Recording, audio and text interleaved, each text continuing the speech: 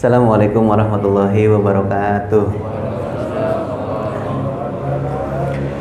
A'udzubillahi minasyaitonirrajim. Bismillahirrahmanirrahim. Alhamdulillahirabbil alamin wassalatu wassalamu ala sayidina Muhammadin wa ala alihi wa ashabihi ajmain. Rabbi shrah li sadri wa yassir li amri wahlul 'uqdatam min lisani yafqahu qawli. Allahumma iftah lana futuhal 'arifin wansur 'alaina min khazaini bi rahmatika ya arhamar rahimin. Ikhwani fillah rahimakumullah. Dalam sebuah hadis baginda Rasulullah SAW memberikan informasi kepada kita, ada 3 perkara yang bisa menyelamatkan, ada 3 perkara juga yang bisa membinasakan seseorang. Kalau 3 perkara yang bisa membinasakan seseorang kita harus tahu, kemudian setelah tahu kita harus waspada bahkan menjauhinya. Bukan dibalik begitu ya. Udah tahu malah kita ngikutin jalan-jalannya, na'udzubillah. Adapun 3 perkara yang bisa membinasakan seseorang. Yang pertama kata Rasulullah, salasun muhlikat, syuhun muta'un. Kikir yang diikuti, kikir yang ditaati. Siapapun orang, kayaknya kalau sifat kikir itu sudah lumrah setiap kita manusia punya asalnya. Saking jeleknya nih sifat, sebutannya banyak. Kikir, pelit, koret, medit, buntut kasiran, pantat kuningan. Saking jeleknya ini sifat. Siapapun yang punya sifat kikir nggak pernah jadi orang mulia, Pak. Dalam Quran siapa yang paling kikir terkenal? Siapa? Qarun. Mulia dia? Tidak. Maka ikhwatal iman rahimakumullah, siapapun yang memiliki sifat kikir pasti akan binasa. Jangankan nanti di pengadilan Allah Subhanahu wa taala, di dunia saja udah dijauhi oleh manusia. Bahkan Pak, orang kikir aja mau nggak dipelitin. Kita ngumpul punya temen nih, kadang sama-sama ngerokok gitu ya. Yang satu dikeluarin rokoknya di atas meja, yang satu dikantongin baik. Kira-kira kapok nggak berteman sama dia? Bahkan nggak jarang, mancis kita aja sering hilang, betul? Maman, maling mancis. Nggak mau, Pak. Setiap kita, bahkan yang pelit aja nggak mau dipelitin. Maka dalam Quran Allah Subhanahu wa taala bilang, "Wa may yuqa syuhha nafsihi fa ulaika humul muflihun." Siapa orang yang diselamatkan oleh Allah dari kikir dirinya, maka dia orang yang beruntung. Maka lihat ikhwatal iman, ketika kita mendapatkan rizki berupa harta, bagaimana cara kita untuk bisa mengaturnya, gitu ya. Insya Allah, kalau orang sini mah insya Allah. Cuman terkadang Pak, ketika kita dermawan itu cuma butuh kreativitas sebetulnya, dan butuh kompakan. Bapak kalau misalkan datengin masjid yang masih membangun, bawa 1 sak semen, barangkali malu bawanya, betul ya. Tapi kalau ngomonginnya 1 denso, keren nggak Pak? Ini 1 denso berapa orang? Ada 1000 orang, 1 SIM. Ada? Katakan 500 orang dah, betul. Pas turun THR, udah belum? Biar kenceng, udah belum? Ya kalau belum berarti mudah-mudahan kedengeran sama manajemen, begitu maksudnya. Kalau belum kita berdoa, mudah-mudahan ditambahin gitu ya. Contoh ini Bapak, contoh. Bapak beli 1 sak semen dah, yang paling murah semen apa? Raja Wali 56.000, betul. Kira-kira kalau pas turun THR digeser nih 60.000, keluar nggak? 1 denso Pak, 500 sak semen itu bisa berapa truk? Wah, 1 masjid misalkan baru membangun dia, kita kasih 500 sak semen, kelar nggak tuh? Kelar. Bahkan kalau lebih bisa jualan semen dia. Masya Allah. Sama ketika kita pengen ngasih bukaan sama teman-teman gitu ya, tinggal patungan, nggak usah gede katanya. 1 porsi 10.000, 15.000, 20.000, insya Allah. Kalau semuanya patung-patungan nih, semua kebagian takjil enggak? Mewah Pak. Denso setiap hari buka prasmanan buat yang buka puasa bersama. Wah, cakep nggak begitu? Amin ya rabbal alamin. Saya yakin ini pengen dilakukan sama DKM, cuman takut pada nggak cocok makanya nggak jadi. Kikir yang ditaati, jangan sampai kita kelewat kikir gitu ya. Kalau pengen lihat bagaimana kita kikirnya Pak, terkadang ketika kita pas mau beli pakaian nih sekarang, ya, sekarang udah malamnya keberapa nih? Tinggal berapa hari lagi? Dikit lagi, betul ya? Wah, luar biasa. Zakat malnya udah dikeluarin? Belum. Jangan sampai ntar zakat mal keduluan, ntar zakat malnya nggak kebagian, gitu ya. Masya Allah. Kadang kan kita keluar duit paling irit ketika pas sedekah. Kotak amal Jumat, Masya Allah. Trombol Jumat tahu Pak ya? Kotak yang jalannya cepet banget, itu nggak berhenti geledek terus, saya nggak berhenti di ujung, lancar banget gitu. Sekalinya berhenti buka dompet lama banget, ngapain coba? Milih warna, betul. Warna merah gua nggak resep, biru gua nggak resep, hijau nggak resep, ungu nggak resep, kuning nggak resep. Aku, alhamdulillah. Berapa duit? Masih bagus ketimbang kotaknya berbunyi kelotak. Berapa duit? Oke, niatnya bagus banget, pengen masuk surga, modalnya surga mana gope Pak. Bapak ke terminal buang air, modalnya gope, boleh nggak? Boleh separuh. Pelit Pak, kalau pelit pokoknya nggak mulia gitu ya. Yang kedua kata Rasulullah, yang pasti menghancurkan seorang hamba, wahawan muttabar, hawa nafsu yang diikuti. Pendek katanya hawa nafsu itu apa sih? Dorongan dalam jiwa yang buat kita nih jauh dari Allah Pak. Gampang banget kalau kita dekat sama perbuatan maksiat, itu pasti nafsu. Kita kalau ngomongin nafsu nih, nafsu karang dengerin nasihat atau belonjoran? Halo? Orang sini mau lagi dengerin nasihat, betul? Lain, memang orang soleh semua.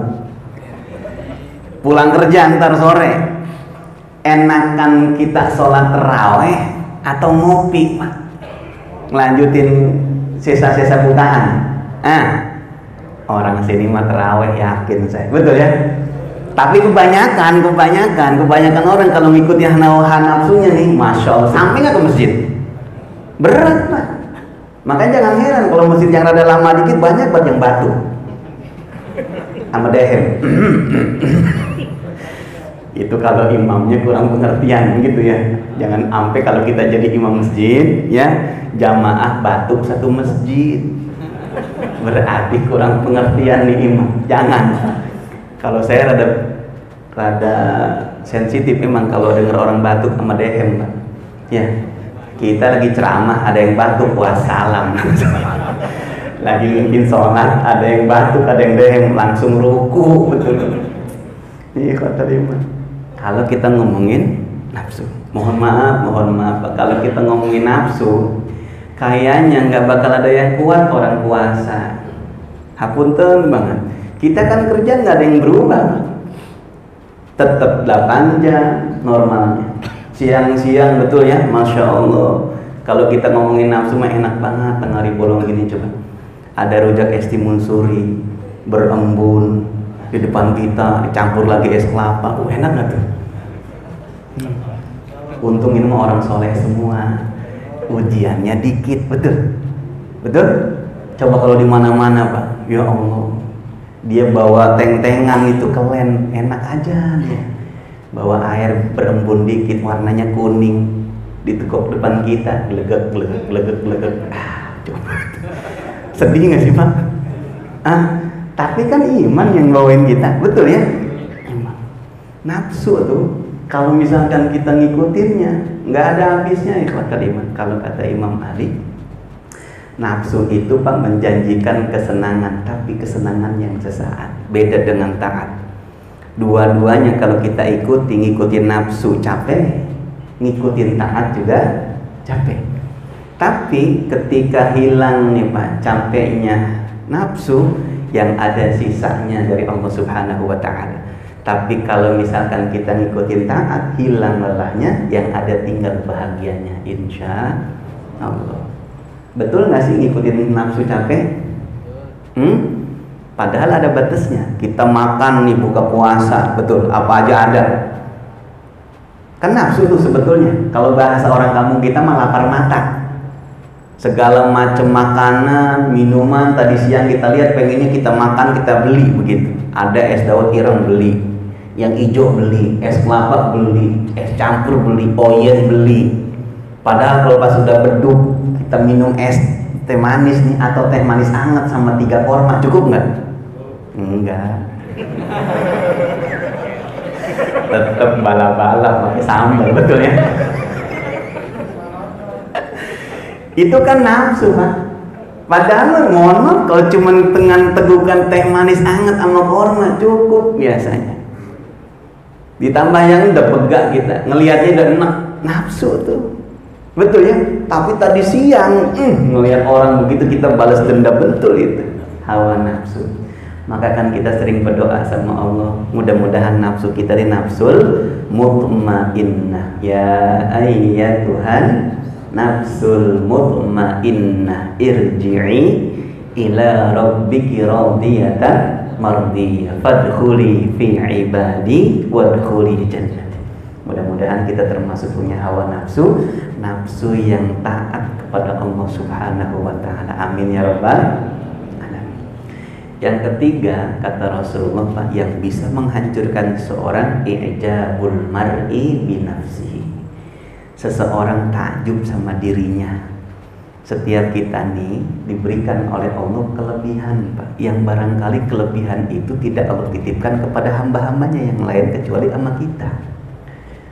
Sejatinya kelebihan itu, istimewanya diri kita, harusnya kita jadikan itu sebagai ladang amal soleh buat kita. Ada yang dititipi harta berlimpah, yang barangkali harta ini tidak dititipkan kepada yang lain.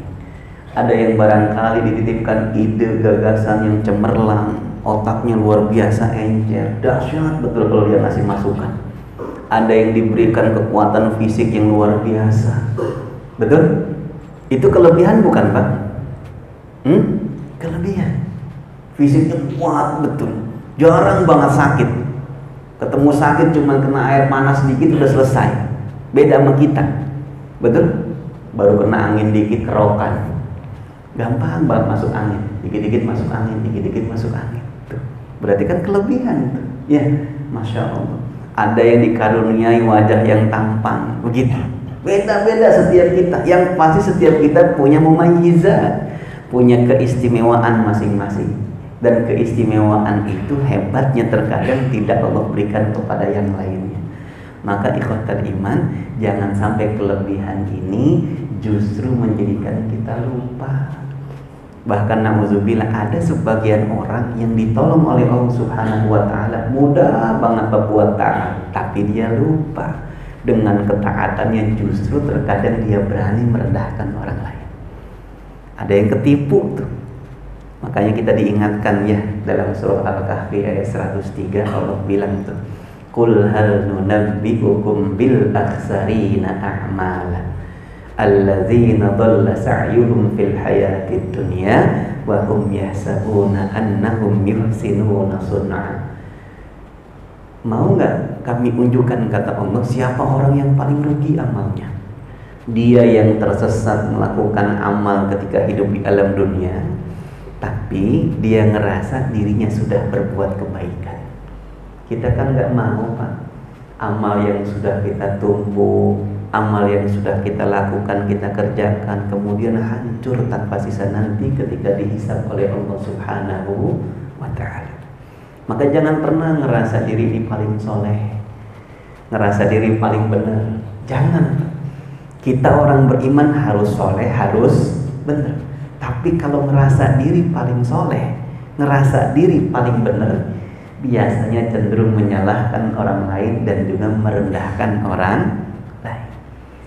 Kita belajar nih menjauhi maksiat dan munkarat, tapi jangan pernah ada dalam diri kita mengaku orang paling suci. Kan begitu?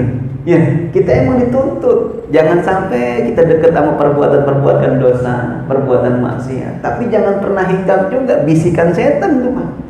Yang membisikkan kepada kita, wede orang soleh, wangi benar. Awas itu. Jaga betul lisan kita. Ngajak orang, kan begitu. Terkadang kan kita ngajak orang, ayo bang ke masjid. Sering ditolak. Sebelum kita ngajak kita harus paham, Pak. Setiap ajakan itu terkadang diterima, ada kalanya juga ditolak oleh orang lain. Ketika ditolak justru kita mendapatkan pahala sabar, insya Allah. Kalau niatannya lurus untuk mengingatkan orang taat kepada Allah Subhanahu wa Ta'ala, ditolak berapa kali pun dia tidak akan pernah kapok ngajakin orang berbuat kebaikan. Bahasanya semakin lembut, ajakannya semakin lembut kepada orang lain, hatinya senantiasa dia nggak pernah buruk sangka, lurus aja. Yang siang harinya dia mengajak orang lain buat taat, malam harinya bermunajat agar Allah Subhanahu wa Ta'ala memberikan hidayah kepada orang yang diajaknya, insya Allah. Nih ikhwatul iman, jangan pernah ada perasaan dalam diri kita lebih utama ketimbang yang lainnya, karena yang bilang ini adalah iblis. Qala ana khairun minhu khalaqtani min nar wa khalaqtahu min tin.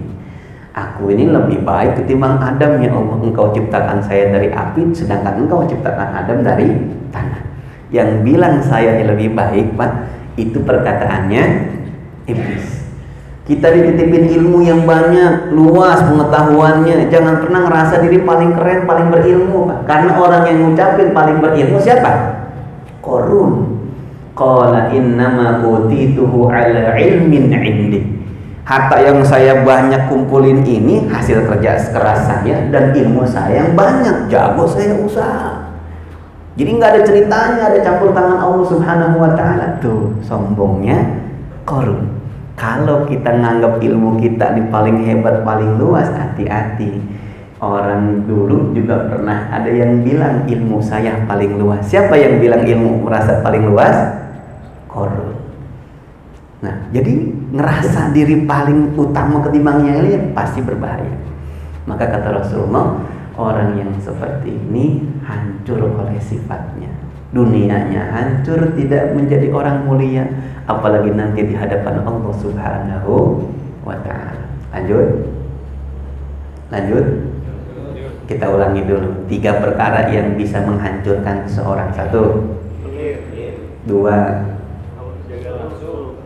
3. Alhamdulillah. Sebagian lupa, sebagian kurang ingat begitu. 1, kata Rasulullah, syuhun muta'un, kikir yang ditaati. Yang kedua, hawan muttaba', hawa nafsu yang diikuti. Yang ketiga, ijabul mar'i binafsihi, takjubnya seorang terhadap dirinya. Masih ada 3 lagi, Pak, 3 perkara yang bisa menyelamatkan. Tapi karena udah waktunya jam 12:30, saya yakin di sini pengennya mah kalau ditanya terus jawabannya. Lanjutin pertemuan berikutnya gitu.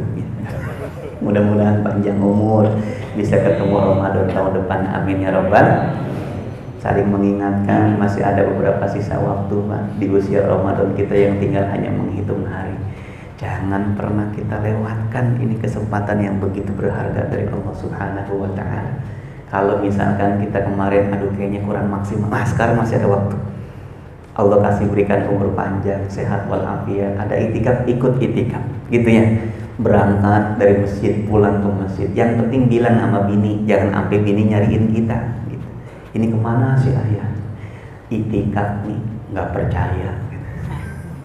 Tapi kan wajah-wajah soleh, insya Allah. Ayo Pak, kita gunakan kesempatan yang tinggal sedikit lagi. Mudah-mudahan ketika Ramadan nanti meninggalkan kita, dosa-dosa kita pun ikut pergi juga dari diri kita bersama perginya Ramadan dari kehidupan kita. Amin ya rabbal alamin. Usikum wa nafsi bitaqwallah. Wassalamualaikum warahmatullahi wabarakatuh.